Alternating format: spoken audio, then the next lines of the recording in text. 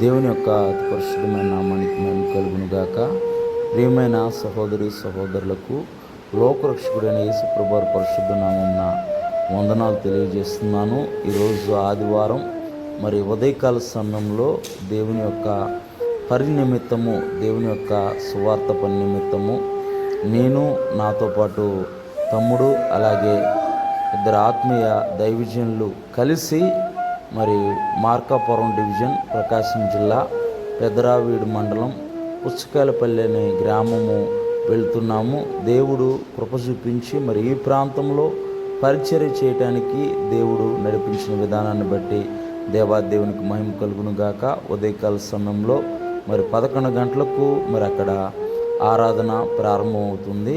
మేము బయలుదేరి వెళ్తున్నాం. చుట్టూ చూస్తే చుట్టూ కొండలు, ఇదంతా మరి రాళ్ళ భూమి, రాయలసీమ ప్రాంతం ఇది, ప్రకాశం జిల్లా. చుట్టూ కొండలు, ఎంతో ఆహ్లాదకరమైన వాతావరణం కనబడుతుంది. చుట్టూ ఎత్తైన కొండలు, మధ్యలో చిన్న చిన్న గ్రామాలు. మేము వెళ్ళబోతున్న గ్రామం కూడా గ్రామం చుట్టూ కూడా కొండలు. మరి దేవుడు మరి ఆ ప్రాంతంలో నన్ను, నాతో పాటు ఉన్న ఇద్దరు దైవ సేవకులు కూడా దేవుడు మేము వెళ్ళే ప్రాంతంలో బహుబలంగా వాడుకున్నగాక. మరి మేము ముందుకు ప్రయాణం చేస్తూ వెళ్తున్నాం. ఇది శ్రీశైలం వెళ్ళే రోడ్డు. శ్రీశైలము మేము ఈ ప్రాంతం నుంచి వెళ్తున్నప్పుడు దాదాపు 80 కిలోమీటర్ల దూరం చూపించింది. బోర్డులో చూస్తే 80 కిలోమీటర్ల దూరం చూపించింది. మేము ముందుకు వెళ్ళి మళ్ళీ లోపలికి ఈ లెఫ్ట్ సైడ్ తిరిగినప్పుడు అక్కడ ఒక ప్రాజెక్ట్ కనపడుతుంది. అక్కడ ఒక ప్రాజెక్టు, కొండల మధ్యలో ఒక ప్రాజెక్ట్ కనపడుతుంది. చుట్టూ కొండల మధ్యలో ఒక ప్రాజెక్ట్ కనపడుతుంది. చాలా చక్కని వాతావరణం అక్కడ ఉంది. ఆహ్లాదకరమైన వాతావరణం. అటు ఇటు పొలాలు, అక్కడక్కడ కొన్ని ఇళ్ళు కనపడుతున్నాయి. చుట్టూ కొండలు, ఎటు చూసినా సరే చుట్టూ కొండలు. ఆ ప్రాజెక్టు కూడా మనం చూడవచ్చు. చిన్న ప్రాజెక్ట్ ఒకటి అక్కడ కనపడుతుంది. దేవుని యొక్క సంకల్పము, దేవుని యొక్క ఉద్దేశము ఎంతో ఉన్నతమైనది. మరి ఎప్పుడూ నేను ఈ ప్రాంతం రాలేదు, ఎప్పుడు చూడలేదు. తెలియని అనేక ప్రాంతాలకి దేవుడు నడిపిస్తున్నాడు. దేవుడు ఎంతైనా నమ్మదగినవాడు, ఆయన గొప్పవాడు. ఆయన ఆశ్రయించిన బిడ్డల్ని ఆయన ఏమాత్రము విడిచిపెట్టే దేవుడు కాదు. మేము 10:30 ఆ సమయంలో బయలుదేరి మేము వెళ్తున్నాం. ఇంక కొంచెం దూరం వెళ్తే మరి పుచ్చకాయలపల్లి అనే గ్రామం వస్తుంది. మరి అటు ఇటు పొలాలు ఉన్నాయి. కొంతమంది పొలం పనులు చేసుకుంటున్నారు. చూస్తే కొండలు, చుట్టూరు కొండలు,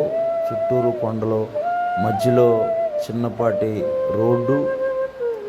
కొంతమంది వ్యవసాయం చేసుకుంటున్నారు. చిన్నపాటి చెరువు కూడా ఇక్కడ కనపడుతుంది. అది డ్యామ్ కనపడుతుంది. అక్కడ చిన్న చెరువు కనపడుతుంది.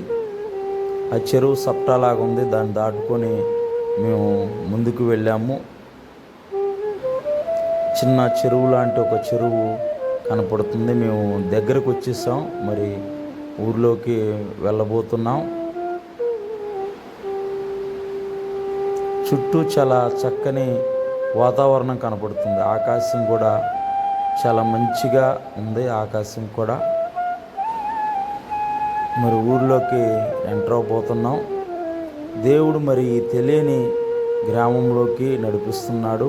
ఇదే పుచ్చకాయలపల్లి అనే గ్రామం. ఇది చిన్న కొద్దిపాటి జనాభా ఉన్న గ్రామం ఇది. చుట్టూరు చూస్తే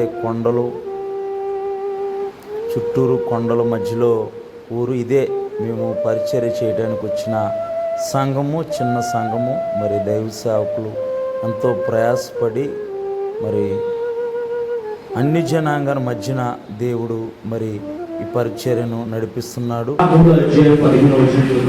నిర్మలమైన మనస్సాక్షి గలవారై. ఎలాగా నిర్మలమైన మనస్సాక్షి గలవారంటే మంచి మనస్సాక్షి గలవారై. అదేంటో మాకు తెలియదు అన్నట్టు మీరు చెప్తున్నారు. మనస్సాక్షి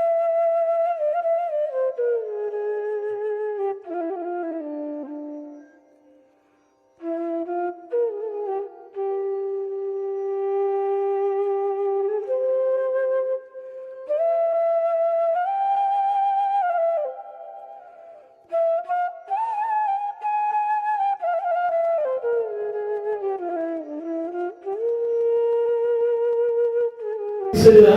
దేవుని ప్రేమిస్తున్నారా? ಪ್ರಾರ್ಥನಾ ಮಾಡ್ತೀರಾ? ప్రార్థన చేస్తున్నారా? ప్రతిరోజు ప్రార్థన చేయాలి. చేయాలి.